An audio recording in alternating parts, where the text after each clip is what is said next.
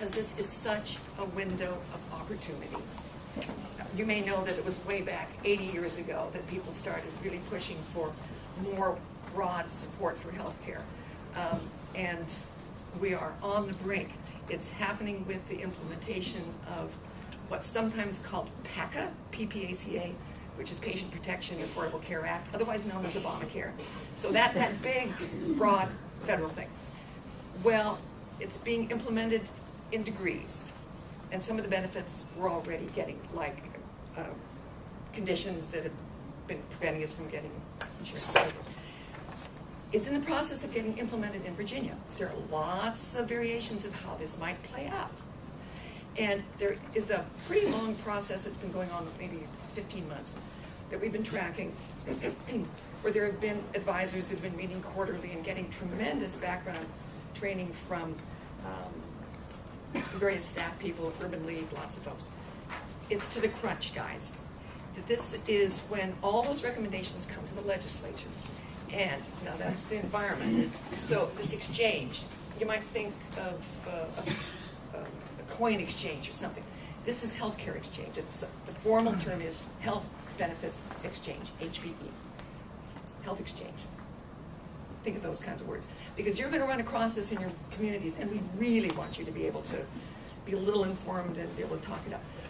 What this particular piece of all these various things going on with healthcare implementation deals with is sort of two levels. On the face that you most readily see would be on a website, where you can go to one website, you plug in your information of your income and all that sort of thing. It'll tell you what you qualify for. This is down the road, maybe another year or two, but that's what we're working on. And you don't have to go to office to office to office, and weeks later they tell you, oh, you don't qualify.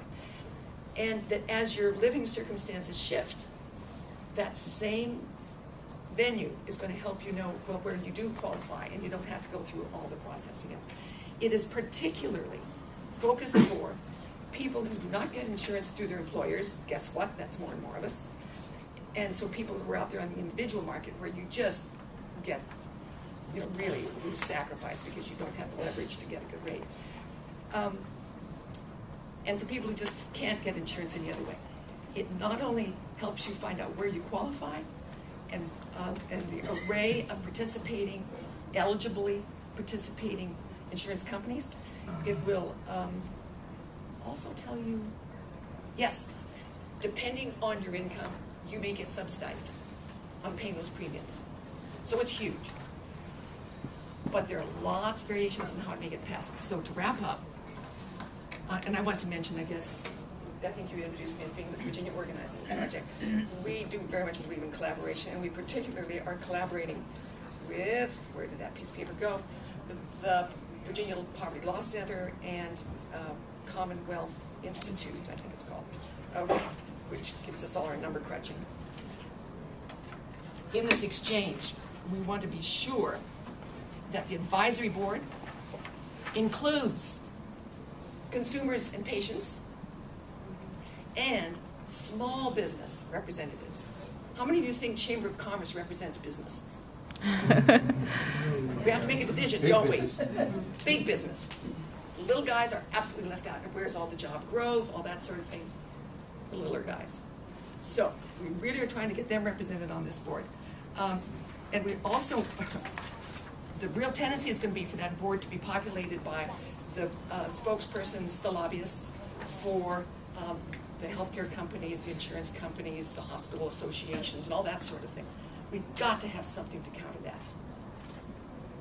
So that's really the main thing I hope you'll hang on to.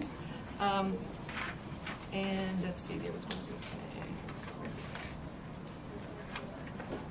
Well, I'll let it go in the interest of time. Please keep your ears tuned. Thank you. Thank you.